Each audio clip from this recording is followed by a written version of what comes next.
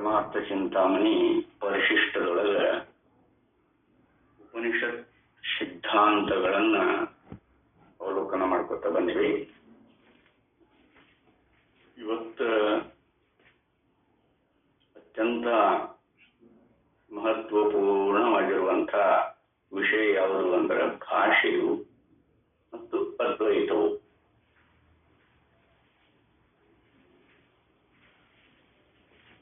ಮಾತು ಇಲ್ಲದ ಏನೂ ಇಲ್ಲ. ಜಗತ್ತಿನೊಳಗೆ ಮಾತು ಬಹಳ ಅಮೂಲ್ಯವಾಗಿರುವಂತ. ಅದನ್ನ ಈ ಭಾಷೆ ಕೆಲವೊಬ್ಬರು ಇದು ದ್ವೈತವನ್ನು ಹೇಳಿಕ್ ಮಾತ್ರ ಭಾಷೆ ಪ್ರಯೋಜನಕಾರಿ ಐತಿ, ಅದ್ವೈತ ಅದರಿಂದ ಸಿದ್ಧ ಆಗುವುದೇ ಇಲ್ಲ ಅಂತ ಕೆಲವರ ಅಭಿಪ್ರಾಯಗಳು ಉಂಟು.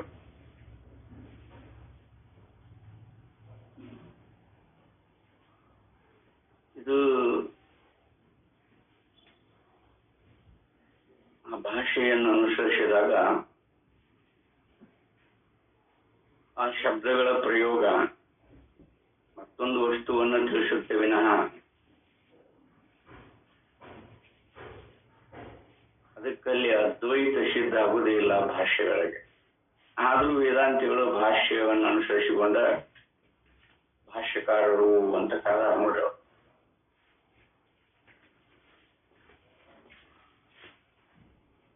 ವ್ಯಾಖ್ಯಾನಕಾರರು ಲಕ್ಷಣ ಗ್ರಂಥಗಳನ್ನಿಟ್ಟುಕೊಂಡು ಹೇಳುವ ರೀತಿ ಒಂದು, ಭಾಷ್ಯಗಳನ್ನು ಬಳಸಿಕೊಂಡೇ ಪರಮಾರ್ಥ ತತ್ವವನ್ನು ತಿಳಿಸುವುದು ಇನ್ನೊಂದು ಪಂಗಡ.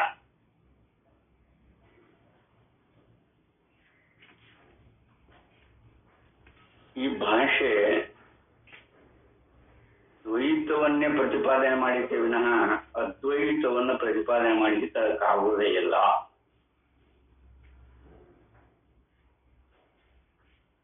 ಅಂತ ಪೂರ್ವ ಪಕ್ಷಿ ಅಭಿಪ್ರಾಯ. ಅದು ಹೌದು ಅನಿಸುತ್ತೆ ನಿಮ್ಮೆಲ್ಲರಿಗೂ. ಮತ್ತು ಭಾಷೆ ಯಾವಾಗಲೂ ವಿಷಯಾದಿಗಳನ್ನ ಪ್ರತಿಪಾದನೆ ಮಾಡಬೇಕಲ್ಲ. ವಿಷಯಾದಿಗಳೇ ಯಾವುವು? ಅದ್ವೈತ ಅಲ್ಲ. ಅದಕ್ಕಿದು ಅದರ ಭಾಷ್ಯದೊಳಗೆ ಏನನ್ನ ಗ್ರಹಣ ಮಾಡಿದ್ರೆ ಅದ್ವೈತ ಸಿದ್ಧ ಆಗ್ತತಿ ಅನ್ನೋದನ್ನು ಇಲ್ಲಿ ಸೂಕ್ಷ್ಮವಾಗಿ ಹೇಳ್ತಾರೆ.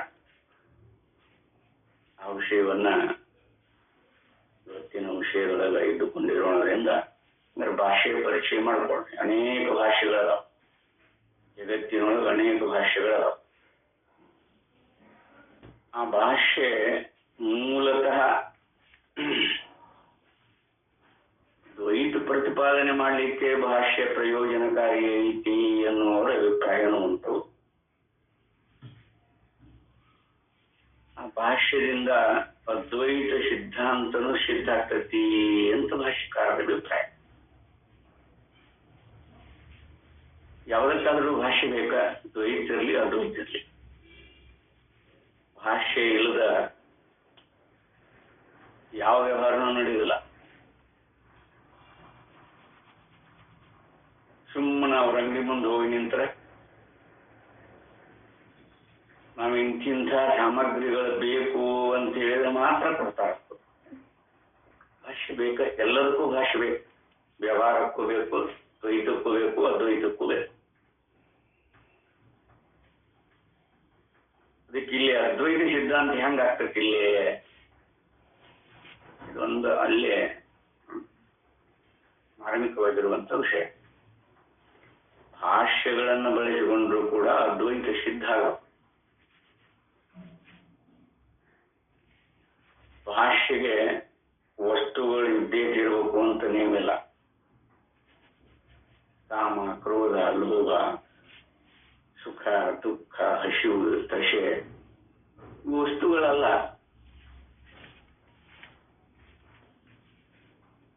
ಅವುಗಳನ್ನು ಕೂಡ ಈ ಭಾಷೆನ ತಿಳಿಸುತ್ತೆ.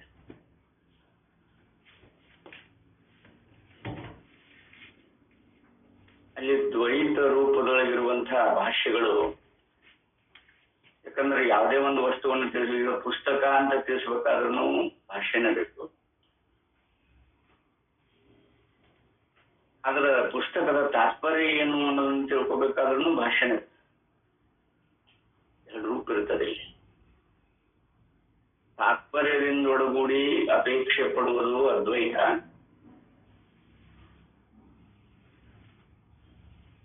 ಆ ಪದಾರ್ಥಗಳ ಜ್ಞಾನ ಮಾಡ್ಕೊಳ್ಳೋದು ದ್ವೈತ. ಇದರ ರಹಸ್ಯ ಮತ್ತೊಂದು ಯಾವುದೊಂದು ಭಾಷೆಗಳು ಇಲ್ಲಿ ಇಲ್ಲ. ಅದಕ್ಕೆ ಇಲ್ಲೇ ಭಾಷೆಯು ಮತ್ತು ಅದ್ವೈತವು. ಭಾಷೆ ಎಂಬುದು ಮನುಷ್ಯನಿಗೆ ದೊರಕಿರುವ ಒಂದು ದಿವ್ಯಾಸ್ತ್ರವೆನ್ನಬಹುದು. ನಮಗೆ ಅತ್ಯಂತ ದೂರದಲ್ಲಿರುವ ವಿಷಯಗಳನ್ನು, ತೀರ ಪ್ರಾಚೀನ ಕಾಲದಲ್ಲಿ ನಡೆದ ಘಟನೆಗಳನ್ನು, ಬಹುದೂರವಾಗಿದ್ದು ಭವಿಷ್ಯತ್ ಕಾಲದಲ್ಲಿ ಆಗಬಹುದಾದ ಘಟನೆಗಳನ್ನು ಮಾತಿನಿಂದ ತಿಳಿಸಬಹುದು. ಅತ್ಯಂತ ಸೂಕ್ಷ್ಮವಾಗಿರುವ ಕಾಮ, ಕ್ರೋಧಾದಿ ಭಾವನೆಗಳನ್ನು, ಅಂತಃಕರಣದಲ್ಲಿ ಅಡಗಿರುವ ವಾಸನೆಗಳನ್ನು ಶಬ್ದದಿಂದ ತಿಳಿಸುವುದಕ್ಕೆ ಬರುತ್ತದೆ. ಮಂತ್ರಶಾಸ್ತ್ರದವರು ಕೆಲವು ಶಬ್ದಗಳ ಪ್ರಯೋಗದಿಂದ ಅದ್ಭುತವಾದ, ಏಳು ಕಡದಾಗ ಮಂತ್ರ ಶಿಂಪೆ ಎರಡು ಸಾಕುಗಳಿಯೇ ತಿಳಿದು ಬಿಡ್ತಾವಲ್ಲ. ಮಂತ್ರಶಾಸ್ತ್ರದವರು ಅದನ್ನು ಅನುಸರಿಸ್ಕೊಂಡು ಬಂದಿರ್ತಾವ. ಏನಿರ್ತಾವ ಕಾಣೋದಿಲ್ಲ, ಏನು ಮಂತ್ರದೊಳಗೆ ಏನು ಕಾಣೋದಿಲ್ಲ, ಆದ್ರೆ ಪರಿಣಾಮ ಆಗಿರ್ತದೆ. ಅಲ್ಲಿ ಮಂತ್ರಶಾಸ್ತ್ರದವರು ಕೆಲವು ಶಬ್ದಗಳ ಪ್ರಯೋಗದಿಂದ ಅದ್ಭುತವಾದ ಕೃತಿಯನ್ನು ಮಾಡಿ ತೋರಿಸಿರುತ್ತಾರೆ. ಕವಿಗಳು ರಸಯುಕ್ತವಾದ ವರ್ಣನೆಗಳಿಂದ ನಮ್ಮ ಮನಸ್ಸನ್ನು ಕರಗಿಸಿ ತಮ್ಮ ಇಷ್ಟ ವಿಷಯದಲ್ಲಿ ಲಯವಾಗುವಂತೆ ಮಾಡಬಲ್ಲರು. ದರ್ಶನಕಾರರು ತಮ್ಮ ತಮ್ಮ ವಿಚಾರ ಪರಿಪೂರ್ಣವಾದ ಅಭಿಪ್ರಾಯಗಳನ್ನು ನಮಗೆ ಮಾತುಗಳ ಮೂಲಕವಾಗಿ ಮನಗಾಣಿಸಿಕೊಡುತ್ತಾರೆ. ರಾಜಕಾರಣಿಗಳ ವಾಕ್ ವಿಶೇಷಗಳಿಂದ ರಾಷ್ಟ್ರಗಳೇ ತಲೆ ಕೆಳಗಾಗುತ್ತವೆ. ಇಂಥ ಮಹಾಮಹಿಮೆಯ ಸಾಧನ ವಿಶೇಷವಾದರೂ ಭಾಷೆಗೆ ಎಲ್ಲೇ ಕಟ್ಟಿರುತ್ತದೆ. ಅಂದ್ರೆ ಮೇರೆ ಏನಾದರೂ ಉಂಟಾದಕ್ಕ ಇಲ್ಲಿ ಮುಗಿತಿದ್ದು ಭಾಷೆದಂತೇಳಿ ಇಲ್ಲ. ಅದು ಅದ್ವೈತವನ್ನು ತಿಳಿಸುವುದಕ್ಕೆ ಕೆಲವು ಅಪರಿಹರಣೀಯವಾದ ಅಡ್ಡಿಗಳಿರುವಂತೆ ತೋರುತ್ತದೆ. ಕೆಲವೊಂದು ಹೇಳ್ತಾರ, ಅದಕ್ಕೆ ಕೆಲವೊಂದು ವಿಕ್ಷೇಪಗಳಿರ್ತಾವ, ಅಡ್ಡಿಗಳಿರ್ತಾವ ಅಂತ ಹೇಳ್ತಾರೆ. ಹೀಗಿದ್ದರೂ ಭಾಷೆಯಿಂದಲೇ ಅದ್ವೈತವನ್ನು ತಿಳಿಸುತ್ತೇವೆ ಎಂದು ವೇದಾಂತಿಗಳು ಹೇಳುತ್ತಿದ್ದಾರೆ. ಇದು ಹೇಗೆ ಸಾಧ್ಯ ಎಂಬುದನ್ನು ನಮ್ಮ ಪ್ರಶ್ನೆ.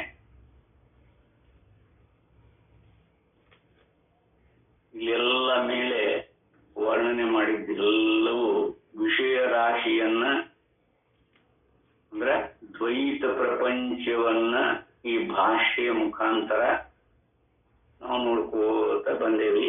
ಮತ್ತ ಅದನ್ನ ನಮ್ಮ ವ್ಯವಹಾರದೊಳಗೂ ಆ ಭಾಷೆ ಇರ್ಲಿಲ್ಲ ಅಂದ್ರೆ ಏನಿಲ್ಲ, ಮಾಧ್ಯಮ ಇದೊಂದು. ಭಾಷೆ ಬೇಕಾದ ಭಾಷೆ ಇರ್ಬೋದು, ಹಿಂದಿ ಇರ್ಬೋದು, ಇಂಗ್ಲಿಷ್ ಇರ್ಬೋದು, ಕನ್ನಡ ಇರ್ಬೋದು, ತೆಲುಗು, ತಮಿಳು, ಎಲ್ಲಾ ಭಾಷೆಗಳಿಗೂ ವ್ಯವಹಾರಕ್ಕೆ ಎಲ್ಲ ಭಾಷೆಯಲ್ಲಿನೂ ವ್ಯವಹಾರ ನಡ್ಕೊಂಡು ಬಂದದಲ್ಲ. ದ್ವೈತ ಪ್ರಪಂಚವನ್ನು ಎಲ್ಲೇ ಭಾಷೆ ಬಳಸಿದ್ರು ಕೂಡ, ಭಾಷೆಗಳನ್ನು ನಾವು ಬಳಸಿದ್ರು ಕೂಡ ಅದು ದ್ವೈತವನ್ನು ಪ್ರತಿಪಾದನೆ ಮಾಡ್ತೈತಿ ವಿನಃ ಅದ್ವೈತ ಸಿದ್ಧಾಂತ ಆಗುವುದಿಲ್ಲ ಅಂತ ಹೇಳ್ತಾರೆ. ಇದು ಹೇಗೆ? ಭಾಷೆಯಲ್ಲಿ ದ್ವೈತವನ್ನು ತಿಳಿಸುವ ಸ್ವಭಾವವಿರುತ್ತದೆ. ಯಾವ್ದನ್ನ ನೋಡ್ರಿ, ಎಲ್ಲೇ ನೋಡ್ರಿ, ಮಾತು ಬಂದ್ರೆ ಮುಗೀತು, ಅದು ದ್ವೈತನ. ನಿಶಬ್ದಂ ಬ್ರಹ್ಮ ಮುಚ್ಚಿತೆ ಅಂತ ಹೇಳ್ತಾರೆ. ಬ್ರಹ್ಮನ ತಿಳಿದ್ರೆ ಸುಮ್ಮನೆ ಕೊಡ್ತಾನ, ಮಾತಾಡದೇ ಇಲ್ಲ. ಯಾಕ? ಮಾತು ದ್ವೈತ ರೂಪದಿಂದ ಒಳಗೂಡಿಕೆ ಅಂತ ಅವನು ನಿಶ್ಚಿತ ಗೊತ್ತದ.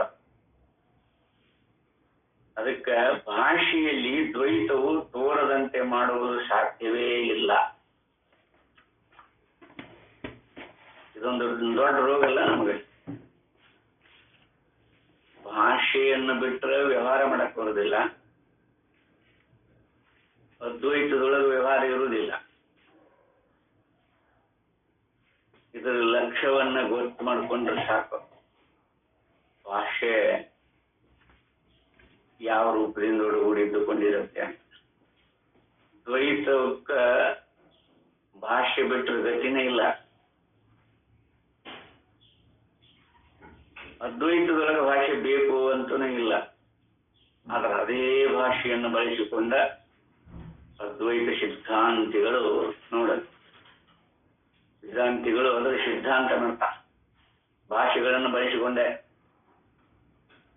ಅದ ಇಲ್ಲಿ ರಹಸ್ಯ. ಹೀಗಿರುವಲ್ಲಿ ಯಾವುದಾದರೊಂದು ಪ್ರಕರಣದಲ್ಲಿ ಅದ್ವೈತವನ್ನು ಹೇಳಿದೆ ಎಂದು ಹೇಗೆ ಗೊತ್ತು ಮಾಡಬೇಕು ಎಂಬುದು ಮೊದಲನೇ ಶಂಕೆ.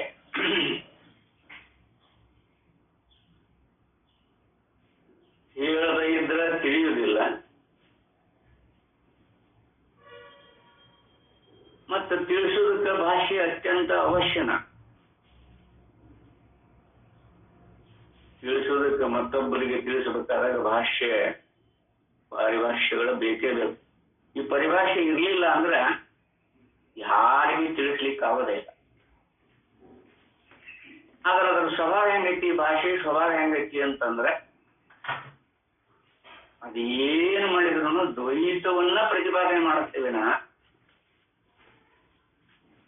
ಅದ್ವೈತವನ್ನ ಭಾಷೆಕಾರರನ್ನ ವ್ಯಾಖ್ಯಾನಕಾರರು ಒಪ್ಪೋದಿಲ್ಲ. ಅವರ ಸಿದ್ಧಾಂತ ಈಗ ನೋಡಿಲ್ಲ. ಅದ್ವೈತದೊಳಗನು ಕೂಡ ದ್ವೈತದವ್ರನ್ನ ಬಿಡ್ರಿ, ಅವ್ರು ಒಪ್ಪೋದಿಲ್ಲ ಅನ್ನೋ. ಭಾಷ್ಯಕಾರರನ್ನ ಸಾಂಖ್ಯಕಾರರು ಒಪ್ಪೋದಿಲ್ಲ. ಸಾಂಖ್ಯಶಾಸ್ತ್ರ ಹೇಳ್ತಾರೆ, ಅವ್ರು ಒಪ್ಪೋದಿಲ್ಲ. ಪೂರ್ವ ಮೀಮಾಂಸಕರು ಒಪ್ಕೋತಾರ, ಉತ್ತರ ಮೀಮಾಂಸಕರು ಒಪ್ಕೋತಾರ. ಭಾಷೆಯಿಂದ ಅದ್ವೈತವನ್ನ ಪ್ರತಿಪಾದನೆ ಮಾಡ್ಲಿಕ್ಕೆ ಬರುತ್ತದೆ ಅಂತ ಉಪನಿಷತ್ಕಾರರು ಒಪ್ಕೋತಾರೆ. ವೇದನೂ ಒಪ್ಕೊಂಡದ, ಇಲ್ಲ ಅಂತಲ್ಲ, ವೇದದೊಳಗೂ ಅಂತಿದೆ. ಸಾಂಖ್ಯ ಮತ್ತು ವ್ಯಾಖ್ಯಾನಕಾರ, ಸಾಂಖ್ಯಶಾಸ್ತ್ರ ಅಲ್ಲ ವ್ಯಾಖ್ಯಾನಕಾರರು, ಅವರು ಒಪ್ಪುದಿಲ್ಲ ಇದನ್ನ. ಭಾಮತೀಕಾರರಾಗಲಿ ವಿವರಣ ಪ್ರಸ್ಥಾನದಕಾರರಾಗಲಿ ಅವರು ಒಪ್ಪುವುದಿಲ್ಲ. ಅವ್ರಿಗೆ ಲಕ್ಷಣ ಶಾಸ್ತ್ರನ ಪ್ರಾಮುಖ್ಯ. ಅದಕ್ಕೆ ಭಾಷೆಯನ್ನ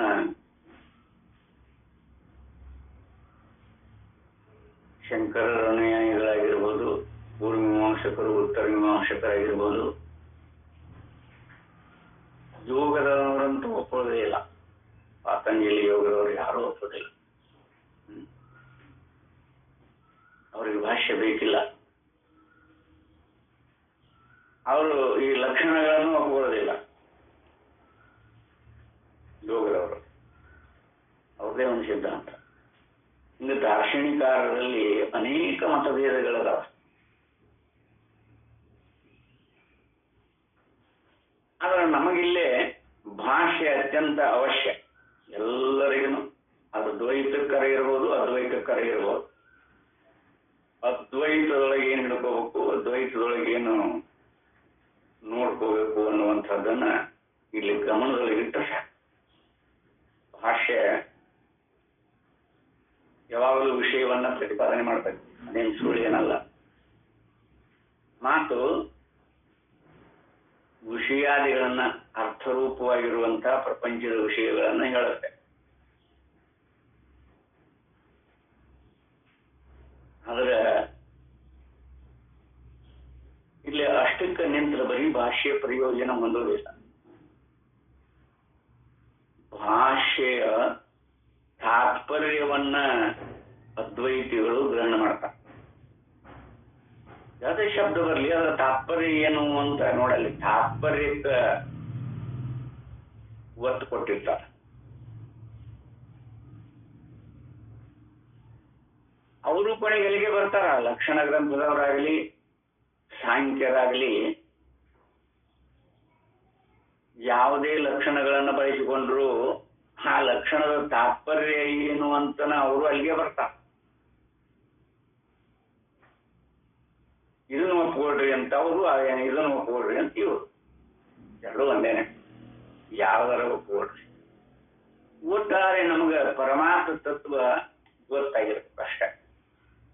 ಅದಕ್ಕೆ ಅಭಿಮಾನ ಪಡುವಂತ ಅವಶ್ಯಕತೆ ಏನಿಲ್ಲ.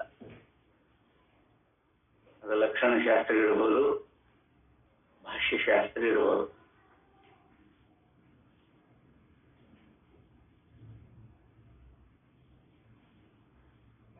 ಆ ಲಕ್ಷಣವೂ ಕೂಡ ಶಬ್ದ ರೂಪದಿಂದನ ಕೂಡಿರ್ತದ.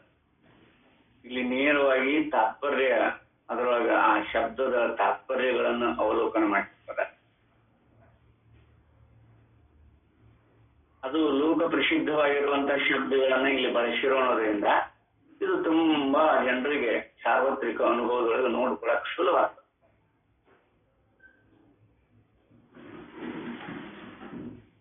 ಲಕ್ಷಣಶಾಸ್ತ್ರ ಹಾಗಲ್ಲ. ಆ ಲಕ್ಷಣಾದಿಗಳನ್ನೆಲ್ಲವನ್ನು ಕಂಠಪಾಠ ಮಾಡಿ, ಮೊದಲು ಬರೀ ಕಂಠಪಾಠ ಮಾಡೋದು, ಆಮೇಲೆ ತಾತ್ಪರ್ಯ ಹುಡುಕೋದು.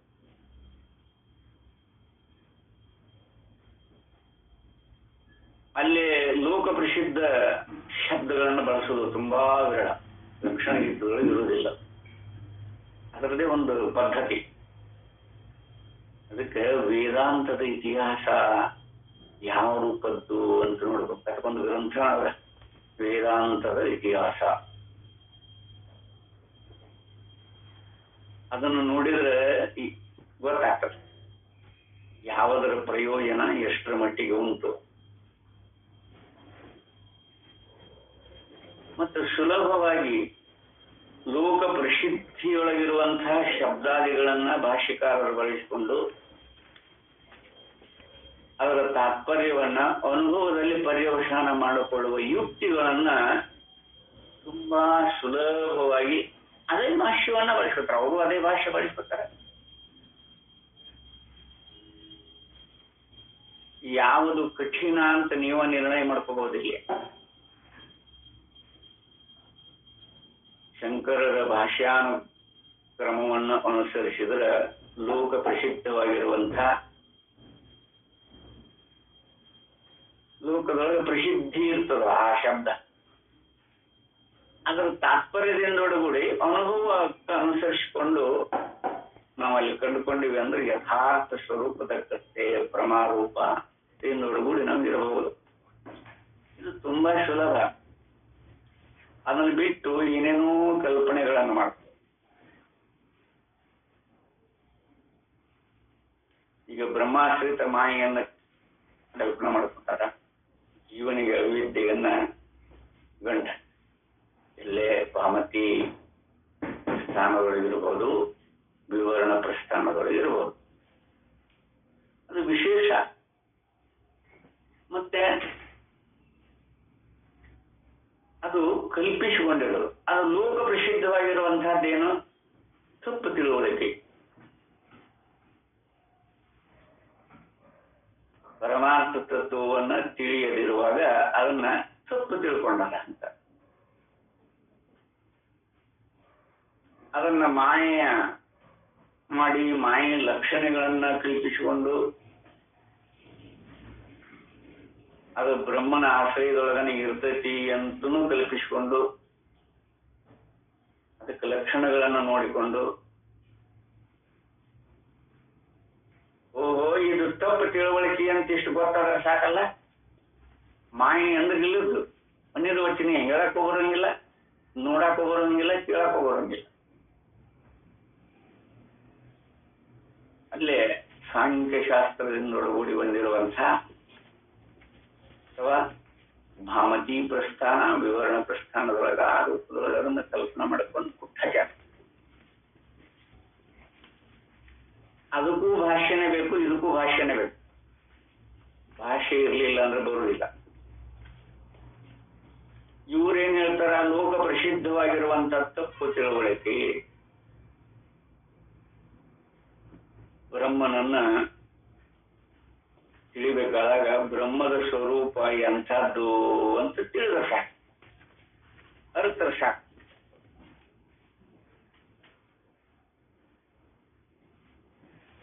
ಅದಕ್ಕೆ ಜ್ಞಾನ ಅಜ್ಞಾನ, ಅಜ್ಞಾನದ ಲಕ್ಷಣಗಳೇನು, ಜ್ಞಾನದ ಲಕ್ಷಣಗಳೇನು,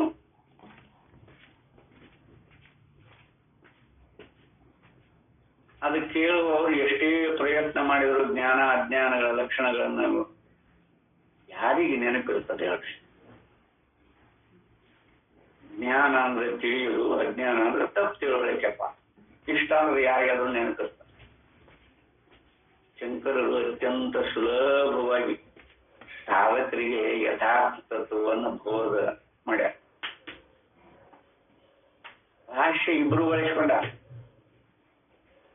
ಸಾಂಖ್ಯರು ಬಳಸಿಕೊಂಡಾರ. ಸಾಂಖ್ಯ ಅಂದ್ರನ ಜ್ಞಾನ. ಸಾಂಖ್ಯ ಯೋಗ ಅಂತ ಭಗವದ್ಗೀತೆಯೊಳಗೆ 2ನೇ ಅಧ್ಯಾಯವನ್ನು ನೋಡೋದು. ಬರೀ ಫುಲ್ಲು ಬರೀ ತತ್ವವನ್ನ ಪ್ರತಿಪಾದನೆ ಮಾಡ್ಯಾರಲ್ಲಿ. ಅದು ಒಂದು 2ನೇ ಅಧ್ಯಾಯವನ್ನು ಮುಗಿಸ್ಬಿಟ್ರೆ ಇಡೀ ಭಗವದ್ಗೀತೆನ ಮುಗಿದಂಗ. ಅದು ತಿಳಿಯದೇ ಇರುವವರಿಗೆ 3ನೇ ಅಧ್ಯಾಯ ಕರ್ಮಯೋಗ ಪ್ರಾರಂಭ ಆಗ್ತದೆ ನೋಡಿ. ತಿಳಿದಿರುವ ಅಲ್ಲಿ ಮುಗಿತು ಭಗವದ್ಗೀತೆ 2ನೇ ಅಧ್ಯಾಯ ಪೂರ್ಣ. 1ನೇದ್ದು ವಿಷಾದ ಆಗೈತಿ. ಆ ವಿಷಾದಕ್ಕೆ ಕಾರಣ ಯಾವುದು ಅಂತ ವರ್ಣನ ಬರ್ತದೆ. 2ನೇ ಅಧ್ಯಾಯದೊಳಗ ತತ್ವ ಹೀಗೈತಿ ನೋಡು ಅಂತ ಹೇಳ್ಬಿಡ್ತಾನೆ. ಮುಗಿತಲ್ಲಿ ಭಗವದ್ಗೀತೆ. ಅವ 2 ಅಧ್ಯಾಯ. ಉಳಿದು ಎಲ್ಲ ಪರ್ಯಾಯವಾಗಿ ಬೋಧ ಸೌಕರ್ಯಕ್ಕೆ ಸಾಧನ ರೂಪದೊಳಗೆ ಅದನ್ನು ಹೇಳಿರೋದು. ಕರ್ಮ ನೋಡು, ಕರ್ಮ ಯೋಗ. ಅವನ ಯೋಗ ಯಾವ ರೂಪದೊಳಗೆ ಮಾಡಕ್ ಬರ್ತತಿ ಅಂತ ಅಲ್ಲಿ ಪ್ರತಿಪಾದನೆ ಮಾಡ್ಕೊಂಡು ಬರ್ತಾನೆ. ಆದ್ರೆ ಎಲ್ಲವೂ ಭಾಷೆಗಳಿಂದ ಒಡಗೂಡಿನ. ಭಾಷೆದೊಳಗೆ ಲಕ್ಷಣ ಅವಶ್ಯದಲ್ಲಿ ಏನಾದ್ರು ಆ ಇದ್ದಲ್ಲಿ ಮಾತ್ರ ಭಾಷೆಕೊಂಡಿರ್ತಾರೆ. ಇಲ್ಲ ಅಂತ ಹೇಳಿದ್ರೆ ತಾತ್ಪರ್ಯ ಬರ್ತ್ ಮಾಡ್ಕೊತಾರೆ.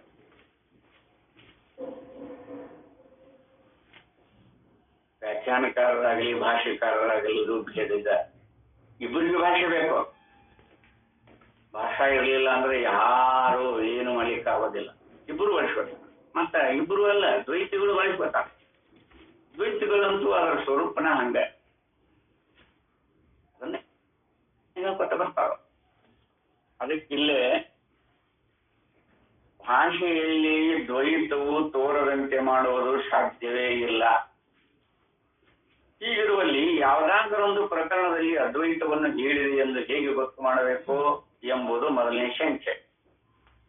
ದ್ವೈತವಾದಿಗಳು ಪ್ರತಿವಾದಿಗಳಾಗಿರುವಾಗ ಯಾವ ವಾಕ್ಯವೇ ಆಗಲಿ ಕೇವಲ ಅದ್ವೈತ ತತ್ವವನ್ನು ಹೇಳುತ್ತದೆ ಎಂದು ಅವರಿಗೆ ಒಪ್ಪಿಸುವುದು ಆಗಲಾರದು.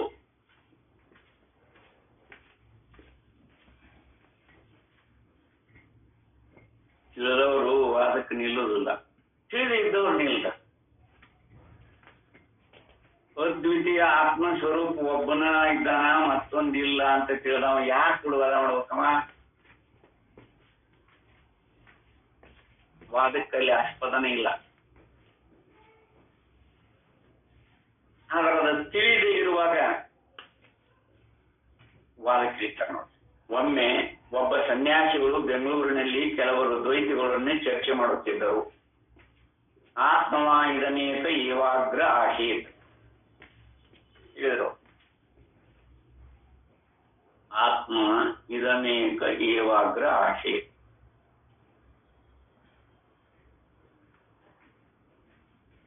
ನೋಡಲ್ಲಿ ಏನ್ ಹೇಳಿದ್ರು? ಮೊದಲು ಇದು ಆತ್ಮನೊಬ್ಬನೇ ಆಗಿತ್ತು.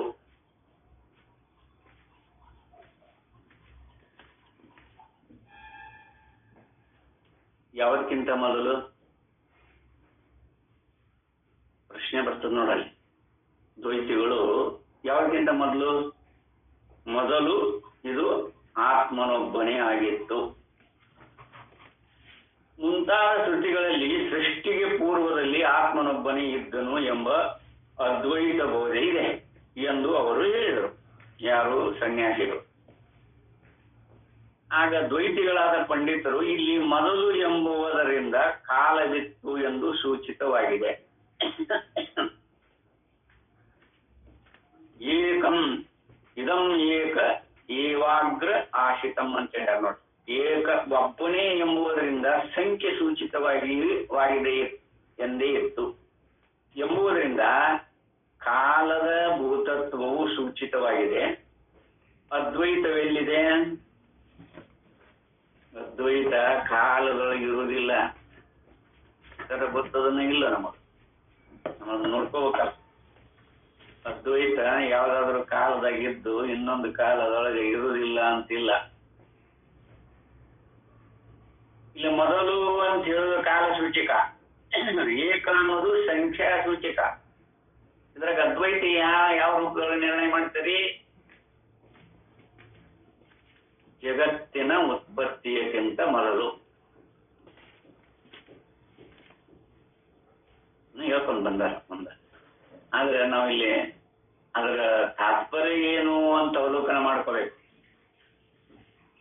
ಸೃಷ್ಟಿ ಉತ್ಪತ್ತಿಯಕ್ಕಿಂತ ಮೊದಲು ಆತ್ಮನೊಬ್ಬನೇ ಇದ್ದ. ಇದನ್ನು ಕಂಡವ್ರು ಯಾರು?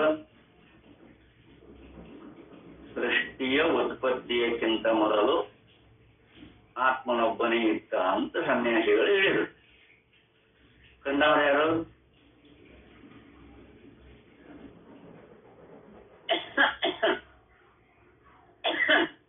ನೀವು ಏನ್ ಮಾಡಿದ್ರು ಆ ದ್ವೈತಕ್ಕೆ ಬರಬೇಕಲ್ಲ ಅಂತ ಅವ್ರದ ತಾತ್ಪರ್ಯ.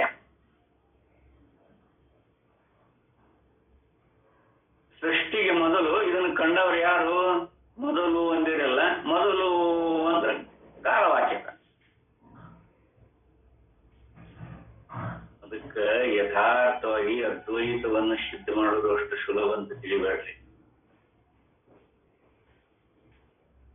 ಮೊದಲು ಇದನ್ನು ಕಂಡವ್ರು ಯಾರು? ಸನ್ಯಾಸಿಗಳು ಹೇಳಿದರು. ಸೃಷ್ಟಿಗೆ ಮೊದಲು ಆತ್ಮನೊಬ್ಬನೇ ಇದ್ದ. ಅಲ್ಲಿ ಒಬ್ಬನು ಅನ್ನೋದನ್ನು ಸಂಖ್ಯಾ ಸೂಚಕನ. ಅವನಲ್ಲಿ ಕಾಲ, ದೇಶ, ಸಂಖ್ಯಾ ಇವು ಯಾವುದೊಂದು ಇಲ್ಲದ ಸ್ಥಿತಿ ಅವನು. ಆತ್ಮನ ಸ್ವರೂಪ ಹೇಳಬೇಕಾದಾಗ ಹಂಗೆ ಹೇಳ್ತಿರಲ್ಲ, ಯಾವುದೊಂದು ಯಾವ ಗುಣ ಇಲ್ಲ, ಧರ್ಮ ಇಲ್ಲ.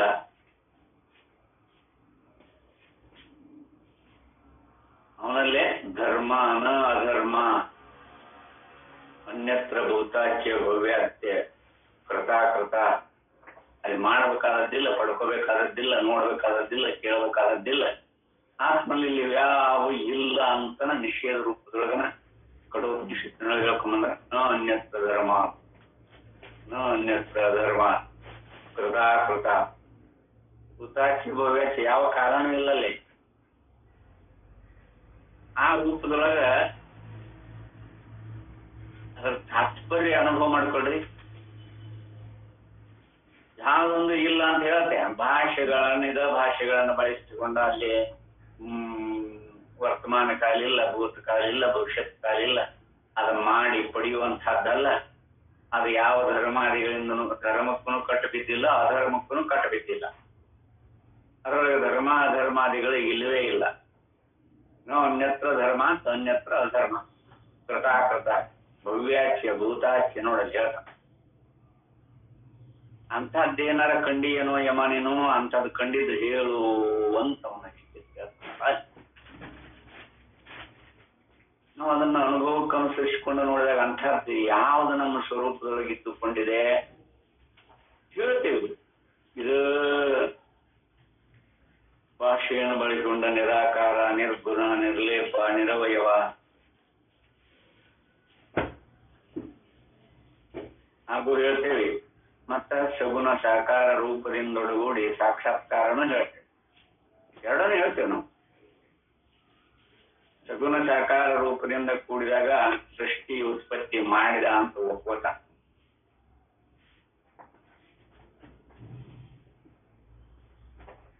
ಸೃಷ್ಟಿ ಇದ್ದವುದೆಲ್ಲ ಮಾಡೋದು ಅದು ಬರೀ ತೋರಿಕೆ ಅಂತ ವೇದಾಂತಿಗಳು ಹೇಳ್ತಾರೆ.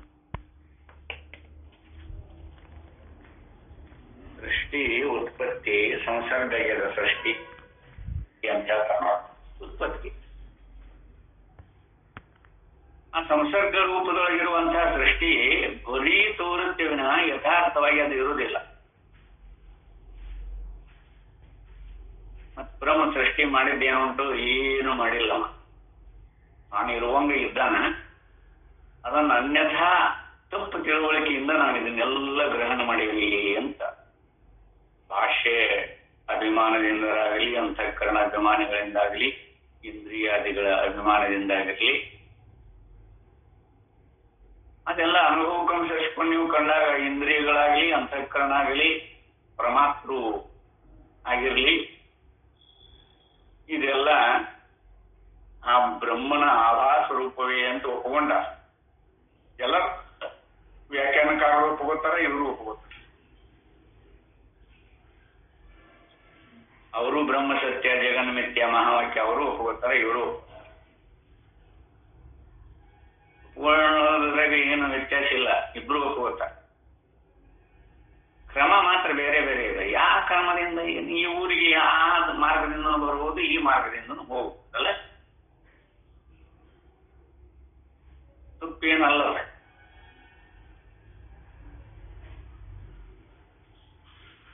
ಆದ್ರ ಸಂದೇಹ ಆಸ್ಪದಗಳು ಎಲ್ಲಿ ಹೆಚ್ಚು ಇರ್ತದ, ಎಲ್ಲಿ ಕಡಿಮೆ ಇರ್ತದ, ಸಾಧಕ ನೋಡ್ಕೋಬೇಕು. ಕೊನೆಯವರೆಗೂ ಸಂಶಯದೊಳಗನ ಉಳುವಂಗ ಶಾಸ್ತ್ರ ಹೇಳ್ತಾರೆ. ಅದು ಉಕ್ಕಿನ ಕಡ್ಲಿದ್ದಂಗ ನಿಮ್ಗೆ ತಿಳಿಯುವುದಿಲ್ಲ ಅಂತ ಮ್ಯಾಲ ಜೀವಿಸ್ಬಿಡ್ತಾರೆ. ಅಂತೂ ಅದಕ್ಕೊಂದು ರೂಪ ಕೊಟ್ಟಾರಲ್ಲ ಉಕ್ಕಿನ ಕಡ್ಲಿ.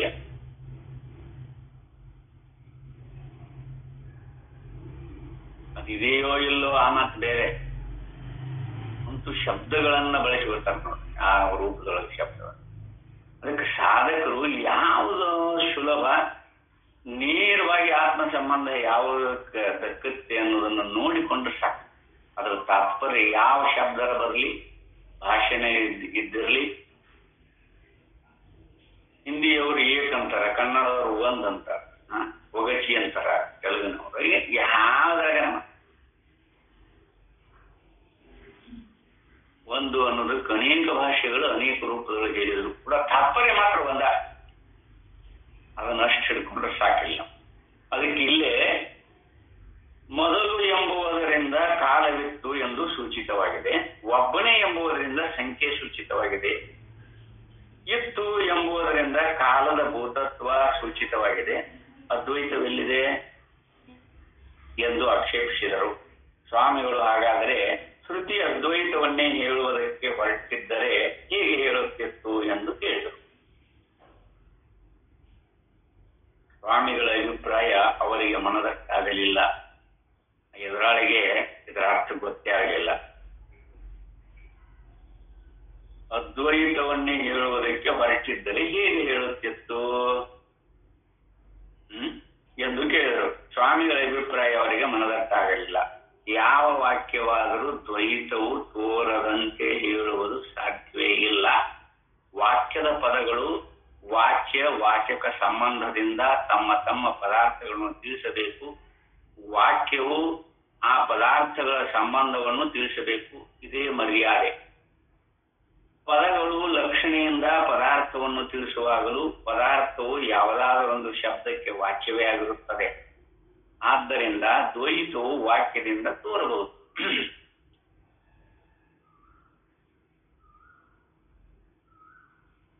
ಶಬ್ದ ಪ್ರಮಾಣಗಳಿಂದಿಟ್ಟುಕೊಂಡು ಅದ್ವೈತ ಸಿದ್ಧಾಂತ ಮಾಡೋರ ಪರಿಸ್ಥಿತಿ ಏನಾಗ್ತದೆ? ದ್ವೈತವನ್ನ ಪ್ರತಿಪಾದನೆ ಮಾಡ್ತಾರೆ ವಿನಃ ಯಥಾರ್ಥವಾಗಿ ಅಲ್ಲೇ ಅದಕ್ಕೆ ಹೇಳ್ತಾರ, ಅಲ್ಲೇ ದ್ವೈತವು ವಾಕ್ಯದಿಂದ ತೋರಬಹುದು. ಆದರೆ ಅಷ್ಟು ಮಾತ್ರಕ್ಕೆ ವಾಕ್ಯವು ಉಪಯೋಗಿಸುವ ಶಬ್ದಗಳಿಗೆ ತೋರುವುದೆಲ್ಲ ವಾಕ್ಯದ ಅರ್ಥವೆಂದಾಗುವುದಿಲ್ಲ. ವಾಕ್ಯವು ತಾತ್ಪರ್ಯದಿಂದ ಯಾವುದನ್ನು ಹೇಳುವುದೋ ಅದೇ ಅದರ ಅರ್ಥವು. ಶಬ್ದ ಹೇಳುತ್ತೆ ಇಲ್ಲಂತಲ್ಲ, ಆದ್ರೆ ಅದರ ತಾತ್ಪರ್ಯ ಏನು ಅನ್ನೋದನ್ನ ಗೊತ್ತೈಸ್ಕೊಳ್ಳಿಲ್ಲ ಅಂದ್ರೆ ಆ ವ್ಯಾಖ್ಯಾನಕಾರರಿಗೂ ಪ್ರಯೋಜನ ಇಲ್ಲ, ದರ್ಶನಕಾರರಿಗೂ ಪ್ರಯೋಜನ ಇಲ್ಲ, ಭಾಷ್ಯಕಾರರಿಗೂ ಪ್ರಯೋಜನ. ಮೂಲ ತಾತ್ಪರ್ಯ ಏನು ಅಂತ ತಿಳಿಬೇಕು, ನಾವು ಗ್ರಹಣ ಮಾಡಬೇಕು, ಅದು ಮುಖ್ಯ. ಪ್ರಕೃತ ವಾಕ್ಯದಲ್ಲಿ ಆತ್ಮನೊಬ್ಬನೇ ಎಂಬುದು ಶ್ರುತಿಯು ಒತ್ತಿ ಹೇಳಿರುವ ವಿಷಯ. ಮಿಕ್ಕ ವಿಷಯಗಳು ಶಬ್ದದಿಂದ ತೋರಿದರೂ ವಾಕ್ಯದ ಅರ್ಥವಾಗುವುದಿಲ್ಲ. ವ್ಯವಹಾರದಲ್ಲಿ ಕೂಡ ವಾಕ್ಯದಲ್ಲಿ ನಾವು ಉಪಯೋಗಿಸುವ ಎಷ್ಟೋ ಪದಗಳ ಅರ್ಥಗಳು ವಿಭಕ್ತವಾಗಿರುವುದಿಲ್ಲ. ಆದರೂ ಅವು ಬೇರೆ ಬೇರೆಯಾಗಿ ಇದ್ದಂತೆ ಕಲ್ಪಿಸಿಕೊಂಡು ಶಬ್ದಗಳನ್ನು ಉಪಯೋಗಿಸುವುವು. ಉದಾಹರಣೆಗೆ ತೆಂಗಿನಕಾಯಿ, ಶಿಪ್ಪೆ, ನಾರು, ಚಿಪ್ಪು, ನೀರು, ತಿರುಳು ಎಂದು ನಾವು ವ್ಯವಹರಿಸುವ ಪದಾರ್ಥಗಳು ಪ್ರಕೃತಿಯಲ್ಲಿ ಬೇರೆ ಬೇರೆಯಾಗಿರುವುದಿಲ್ಲ. ಅವೆಲ್ಲ ಸೇರಿಕೊಂಡೇ ತೆಂಗಿನಕಾಯಿ ಆಗಿರುತ್ತದೆ. ಶಿಪ್ಪು ಬೇರೆ, ನಾರು ಬೇರೆ, ಚಿಪ್ಪು ಬೇರೆ, ನೀರು ಬೇರೆ, ತಿರುಳು ಬೇರೆ. ಇದನ್ನು ಮಾಡಿದ್ದಾರೆ. ಆದ್ರೆ ಅವೆಲ್ಲ ಸೇರಿ ತೆಂಗಿನಕಾಯಿ ಅಲ್ವಾ? ಹಾಗೇನೆ ಈ ಉದಾಹರಣೆಯಲ್ಲಿ ಮನುಷ್ಯ ಪ್ರಯತ್ನದಿಂದ ಶಿಪ್ಪೆ ಮುಂತಾದವನ್ನು ವಿಂಗಡಿಸುವುದಕ್ಕಾದರೂ ಬರುತ್ತದೆ. ಮನುಷ್ಯ ಪ್ರಯತ್ನ ಮಾಡಿ ಅವನನ್ನು ವಿಂಗಡಿಸಿಕೊಂಡು ನೋಡಕ ಬರುತ್ತದೆ. ಆದರೆ ಕರಿಯ ಗಡಿಗೆ ಒಡೆಯಿತು, ಬಿಳಿಯ ಕುದುರೆ ಓಡುತ್ತಿದೆ. ಇಂಥ ವಾಕ್ಯಗಳಲ್ಲಿ ಕಪ್ಪು ಗಡಿಗೆ ಒಡೆಯುವಿಕೆ ಇವನ್ನು ಬೇರೆ ಬೇರೆಯಾಗಿ ವಿಂಗಡಿಸುವುದಕ್ಕೆ ಬಾರದೇ ಇದ್ದರೂ, ಬಿಳುಪು, ಕುದುರೆ ಓಡುವಿಕೆ ಇವನ್ನು ವಿಂಗಡವಾಗಿ ಬಿಡಿಸಿ ತೋರಿಸುವುದಕ್ಕೆ ಆಗದೇ ಇದ್ದರೂ ಹೇಳ್ತೇನೆಂತೇಳಿ ದ್ರವ್ಯ, ಗುಣ, ಕ್ರಿಯಾ ಎಂದು ನಮ್ಮ ಮನಸ್ಸನ್ನು ವಿಂಗಡಿಸಿಕೊಳ್ಳುವುದು. ನಮ್ಮ ಮನಸ್ಸು ಈಗ ವಿಂಗಡಣೆ ಮಾಡಿಕೊಂಡು ದ್ರವ್ಯ, ಗುಣ, ಕ್ರಿಯಾ ಅದನ್ನ ವಿಂಗಡಣೆ ಮಾಡ್ಲಿಕ್ಕೆ ಬರುವುದೇ ಇಲ್ಲ. ಅದು ಯಥಾರ್ಥನ. ಆದರೂ ನಮ್ಮ ಮನಸ್ಸು ಅದನ್ನ ದ್ರವ್ಯ, ಗುಣ, ಕ್ರಿಯಾ ಎಂದು ನಮ್ಮ ಮನಸ್ಸು ವಿಂಗಡಿಸಿಕೊಳ್ಳುವುದು. ಮಾತು ಹಾಗೆ ವಿಂಗಡಿಸಿಕೊಂಡ ಕಲ್ಪಿತ ದ್ವೈತವನ್ನು ಹೇಳುವ ಶಬ್ದಗಳನ್ನು ಏರ್ಪಡಿಸಿಕೊಳ್ಳುವುದು.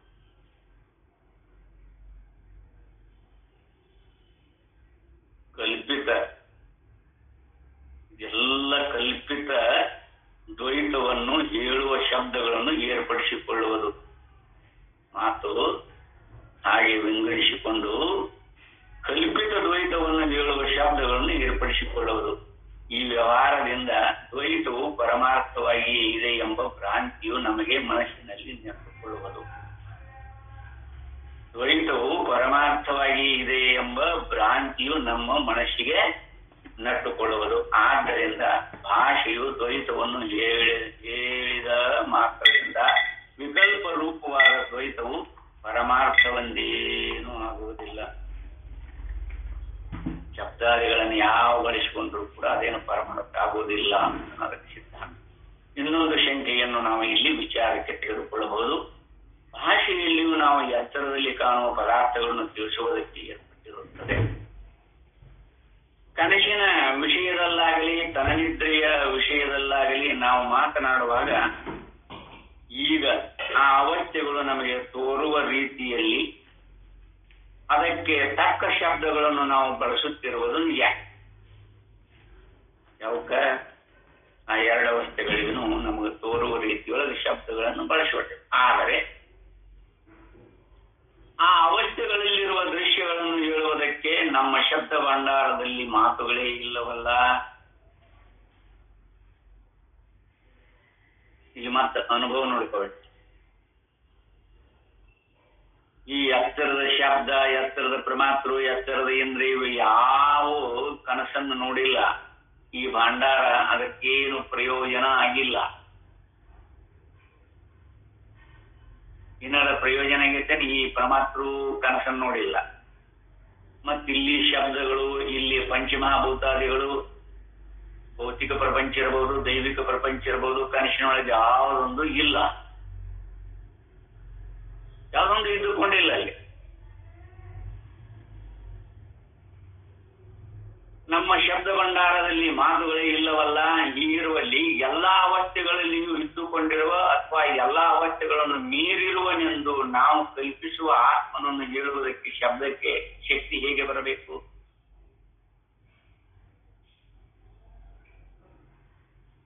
ಭಾಷೆ ಎಲ್ಲವನ್ನು ವ್ಯಾಪಿಸಿಕೊಳ್ತತಿ ಅನ್ಲಿಕ್ಕೆ ಅದಕ್ಕೂ ಶಕ್ತಿ ಇಲ್ಲ.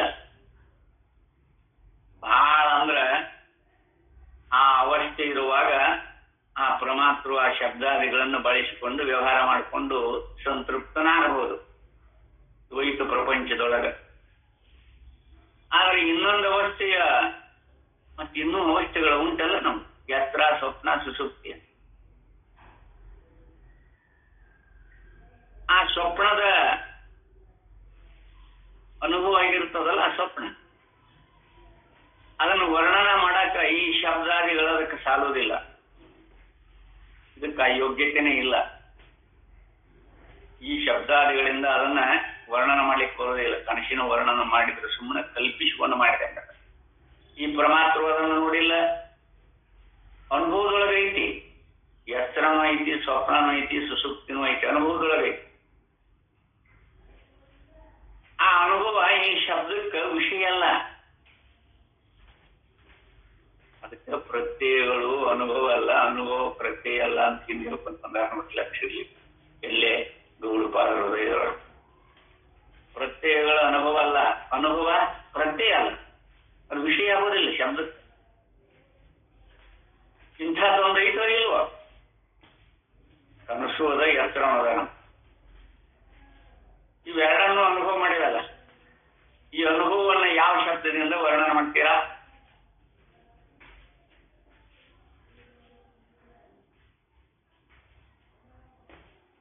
ಭಾಷೆ ಮೊದಲು, ಪ್ರಪಂಚದಕ್ಕಿಂತ ಮೊದಲು ಇದ್ದದ್ದು ಅನುಭವ ಐತಲ್ಲ ನಮ್ಗೆ. ಪ್ರಪಂಚ ಉತ್ಪತ್ತಿ ಆಗೋದಕ್ಕಿಂತ ಮೊದಲು ಇದ್ದ ಅನುಭವ ಐತಲ್ಲ. ಯಾಕಂದ್ರೆ ಎಚ್ಚರವನ್ನು ಬಿಟ್ಟು ಯಾವ ದೇಶ ಕಾಲ ಯಾವುದೊಂದು ಇಲ್ಲ ಅಂತ ಗೊತ್ತಾಗೈತೆ ನಮಗೆ. ಮತ್ ನೀ ಎಚ್ಚರಕ್ಕಿಂತ ಈ ಪ್ರಪಂಚದಕ್ಕಿಂತ ಮೊದಲು ಇದ್ದವನ ಇಲ್ದವನು. ಎಚ್ಚರ ಅಥವಾ ಈ ಪ್ರಪಂಚ ನಿನ್ನೊಳಗ ತೋರೈತೆ ವಿನಃ ಪ್ರಪಂಚದೊಳಗ ನೀನಿಲ್ಲ. ಇದನ್ನ ಬಿಡಿಸ್ಕೊಳಕ ಬಾರದೆ ಇರೋದಕ್ಕ ನಾವಿಷ್ಟೆಲ್ಲ ತೊಳಲಾಡ್ತಾ ಇರೋದು. ವಿಕ್ಷೇಪ ಯಾಕೆ ಬರ್ತಾವಂದ್ರೆ ಈಗ ನಾವೆಲ್ಲರೂ ಪ್ರಪಂಚದೊಳಗೆ ನಾ ಹುಟ್ಟಿಕೊಂಡೇನಿ. ಇನ್ನೂ 100 ವರ್ಷ, 60 ವರ್ಷ, 70 ವರ್ಷ, 80 ವರ್ಷ ಇದ್ದು ಬಾಳಿ ಬದುಕಿ ಹೋಗ್ತೇನಿ, ಪ್ರಪಂಚ ಒಮ್ಮೆ ಇರ್ತೈತಿ ಅಂತ ಗಟ್ಟಿಯಾಗಿ ನಂಬೇವು ನಾವು. ಆದ್ರೆ ಅನುಭವದೊಳಗಾಗಿರ್ಬೇಕಲ್ಲ, ಅದೇನ ಈ ಭಾಷೆ ಆಗಲಿ, ಈ ಅಕ್ಷರದೊಳಗಿರುವ ಪರಮಾತ್ರು ಈ ದ್ವೈತ ರೂಪದಿಂದೊಳಗೂಡಿ ತೋರುವ ಪ್ರಪಂಚ ಆಗಲಿ, ಅದು ಹಾಗೆ ಇದ್ದುಕೊಂಡು ರೆಡಿ ಇಲ್ಲ. ಒಂದು ಅವಸ್ಥೆಯಿಂದ ಇನ್ನೊಂದು ಅವಸ್ಥೆಗೆ ಬಂದಾಗ ಇದು ಯಾವುದು ಇಲ್ಲ ಅನ್ನೋ ಅನುಭವ ಯಾರಿಗಾಗ್ಯದ? ನೀನು ಇರೋಣದ್ರಿಂದ ಆಗ್ಯದ. ನೀನು ಇರೋಣದ್ರಿಂದ ಆಗ್ಯದ. ನೀನು ಇದ್ಕೊಂಡಿ ನಿನಗಾಗೈತಿದ ಅನುಭವ, ಬೇರೆ ಯಾರಿಗೆ ಆಗಿಲ್ಲ. ಎತ್ತರ ಬಂದ್ರು ನೀ ಇದ್ದಿ, ಸ್ವಪ್ನ ಬಂದ್ರು ನೀ ಇದ್ದಿ, ಸುಸುಪ್ತಿ ಒಳಗೂ ನೀನಿದ್ದಿ. ನೀನು ಇಲ್ಲ ಅಂತಲ್ಲ, ಇದ್ದ ಅನುಭವ ಐತೆ ಇಲ್ಲೋ? ಯಾರಿಗಾದ್ರೂ ಸಂದೇಹ ಬರುತ್ತೆ ಇದ್ರಾಗ? ಅದಕ್ಕೆ ಭಾಷ್ಯಾದಿಗಳು ಏನು ಬೇಕಿಲ್ಲ, ಅವನ್ನು ಉಪಾಯವಾಗಿ ಬಳಸಿಕೊಳ್ಳ್ರಿ. ಭಾಷ್ಯಕಾರರು ತಾತ್ಪರ್ಯ ಹಿಡಿತಾರ. ಯಾರಿಗಿಲ್ರಿಪ್ಪ ಈ ಎತ್ತರ ಇದ್ರೂ ಇರ್ತೇನಿ, ಇಲ್ದ ಇದ್ರೂ ಇರ್ತೇನಿ ಅಂತ ಅನುಭವ. ಈ ಎತ್ತರ ಕೂಡ ನೀವು ಹೋಗ್ಬಿಡ್ತೀರಿ.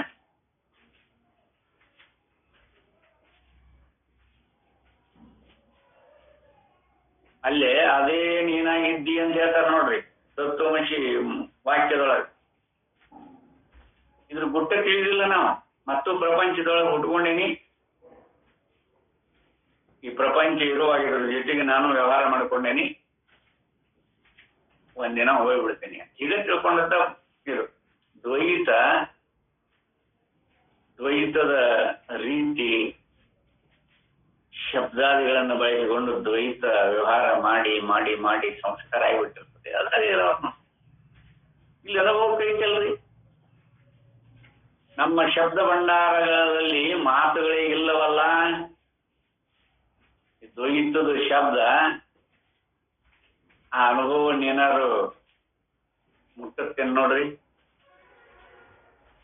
ಎಲ್ಲರಿಗೆ ಅನುಭವದನ ಮತ್ತಿದ ಯಾರೋ ಒಬ್ಬರಿಗೆ ಐತಿ ಒಬ್ಬರಿಗಿಲ್ಲ ಅನ್ನಂಗಿಲ್ಲ. ಸಾರ್ವತ್ರಿಕವಾಗಿ ಎಲ್ಲರಿಗೂ ಅದ. ಯಾತ್ರ, ಸ್ವಪ್ನ, ಸುಸುಪ್ತಿ ಅನುಭವಗಳು ಎಲ್ಲರಿಗೂ ಉಂಟು. ಹಾಗೇನಾರು ಇದುಕೊಂಡಿದೆಯಾ? ಅದಕ್ಕೆ ಇಲ್ಲೇ ಅವಸ್ಥೆಗಳನ್ನು ಮೀರಿರುವನೆಂದು ನಾವು ಕಲ್ಪಿಸುವ ಆತ್ಮನನ್ನು ಹೇಳುವುದಕ್ಕೆ ಶಬ್ದಕ್ಕೆ ಶಕ್ತಿ ಹೇಗೆ ಬರಬೇಕು? ಈ ಶಬ್ದಗಳು, ಈ ಭಾಷೆ ಅವನನ್ನು ತಿಳಿಸ್ಲಿಕ್ಕುಂಟ?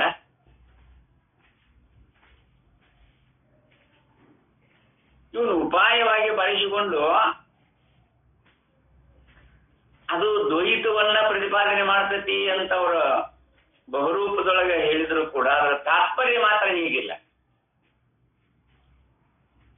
ತಾತ್ಪರ್ಯ ಏನು? ಅನುಭವ ರೂಪದೊಳಗದ. ಯಾತ್ರ ಇದ್ರಾತ್, ಸ್ವಪ್ನ ಇದ್ರಾತ್. ಸ್ವಪ್ನ ನೋಡ್ತೇವಿ, ಎಚ್ಚರನ್ನು ನೋಡ್ತೇವಿ, ಸುಸುಪ್ತಿ ಒಳಗೂ ಇರ್ತೇವಿ. ಅವ್ರು ಯಾರು ಅಂತ ಮಾತ್ರ ನೋಡ್ಕೊಳ್ಳೋದಿಲ್ಲ ನಾವು. ಎಲ್ಲರಿಗೂ ಅನುಭವದ ಇದು. ಎತ್ತರದ ವ್ಯವಹಾರದ ಪದಾರ್ಥಗಳನ್ನು ಹೇಳುವ ಶಬ್ದಗತಿಯೇ ಹೀಗಿರುವಾಗ ಆ ಪದಾರ್ಥಗಳ ಸಂಸರ್ಗವನ್ನು ಮಾತ್ರ ಹೇಳುವ ವಾಕ್ಯಕ್ಕೆ ಅದ್ವೈತವನ್ನು ಹೇಳುವ ಸಾಮರ್ಥ್ಯ ಎಲ್ಲಿಂದ ಬರಬೇಕು? ಇದಕ್ಕೆ ಅನುಭವಾಂಗ ತರ್ಕ ಅಥವಾ ಶ್ರೌತ ತರ್ಕ ಅಂತ ಕರೀತಾರೆ. ಅನುಭವಾಂಗ ತರ್ಕವನ್ನ ಅನುಸರಿಸಿಕೊಂಡು ಅನ್ವಯ ವ್ಯತಿರೇಕದಿಂದ ಒಡಗೂಡಿ ತೋರುವ ಈ ಪ್ರಪಂಚವನ್ನ ಅದರ ತಾತ್ಪರ್ಯ ಏನು ಅಂತ ನೋಡ್ಕೊಳ್ಳೋದಿಲ್ಲ ನಾವು. ಹಂಗಾಗಿ ಅದ್ರ ಕೂಡ ಹೋಗ್ಬಿಡ್ತೇವೆ. ಯಾತ್ರದ ಪ್ರಪಂಚ, ಕನಸು, ಕನಸಿನ ಪ್ರಪಂಚ, ನಿದ್ರೆಯೊಳಗನ ನಿದ್ರೆ, ಅದು ಅಜ್ಞಾನ ಅಂತ ಕೂತ್ಕೊಂಡೈತಿ. ಏನೇನೋ ಕಲ್ಪನಾ ಮಾಡ್ಕೊಂಡೆ. ನೋಡ್ರಿ, ಅನುಭವಕ್ಕೆ ಈ ಭಾಷೆಯ ಶಬ್ದಾದಿಗಳಿಗೂ ಯಾವ ರೂಪದ ಸಂಬಂಧ ಐತಿ ಅಂತ ನೋಡ್ರಿ. ವ್ಯವಹಾರಕ್ಕೆ ಶಬ್ದಾದಿಗಳ ಬೇಕು, ಇಲ್ಲ ಅಂತ ಹೇಳಿಲ್ಲ. ಆದ್ರೆ ಅದು ಯಾವುದೂ ಪರಮಾರ್ಥ ಅಲ್ಲ ಅಂತ ನಿರ್ಣಯಕ್ಕೆ ಬರ್ತದಲ್ಲ ಇಲ್ಲಿ.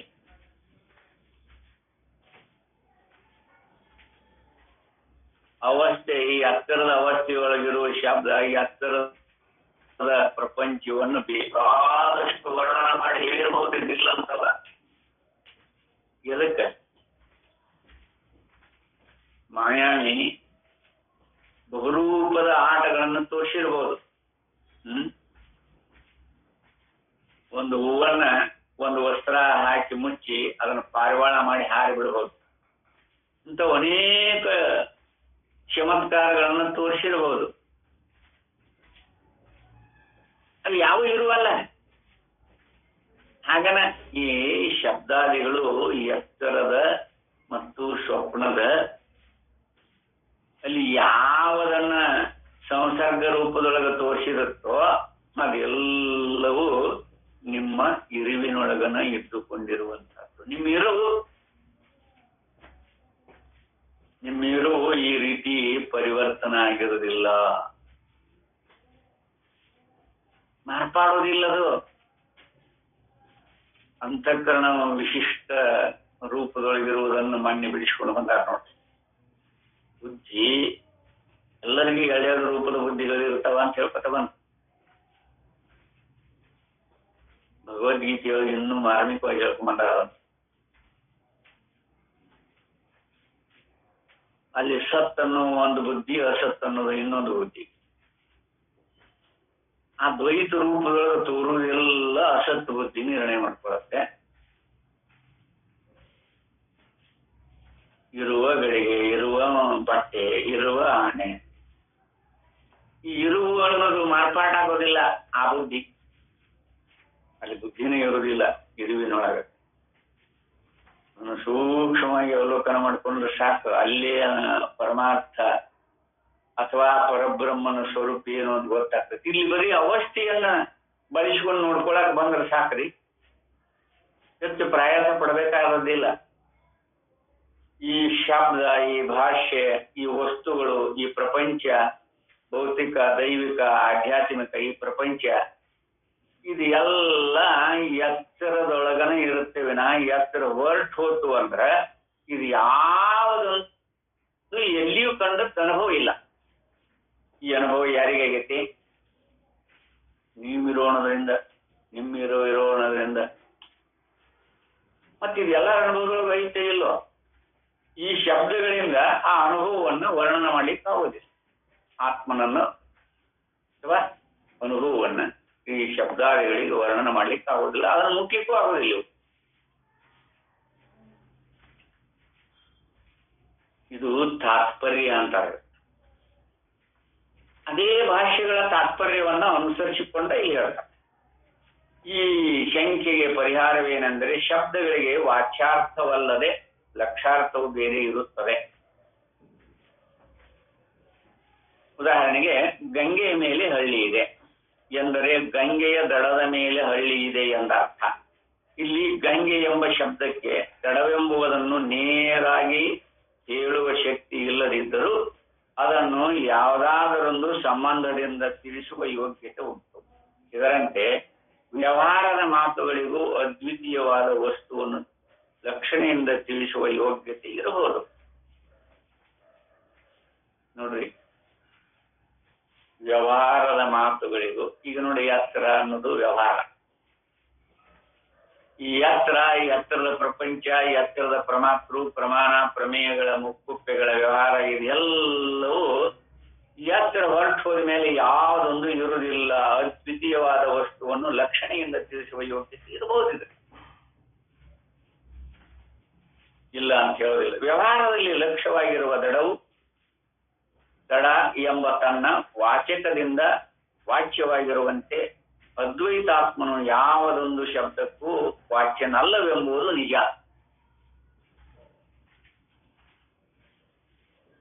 ಇದನ್ನ ನಾವಿಲ್ಲಿ ನೋಡ್ಕೋಬೇಕಾಗಿರುವಂತ. ಆದರೂ ಬೆರಳಿನಿಂದ ಚಂದ್ರನನ್ನು ತೋರಿಸಿ ಅವೋ ಆ ಕೊಂಬೆಯ ಮೇಲುಗಡೆಯಲ್ಲಿ ಚಂದ್ರನಿದ್ದಾನೆ ಎಂದು ಹೇಳುವ ವಾಕ್ಯದಲ್ಲಿ ಬೆರಳಾಗಲಿ ಕೊಂಬೆಯಾಗಲಿ ಚಂದ್ರನಿಗೆ ಸಂಬಂಧಿಸದೇ ಇದ್ದರೂ ಇಲ್ಲಿ ಇವನ ಕಾಣವಲ್ಲ. ಅಮಾವಾಸ್ಯೆ ನಂತರ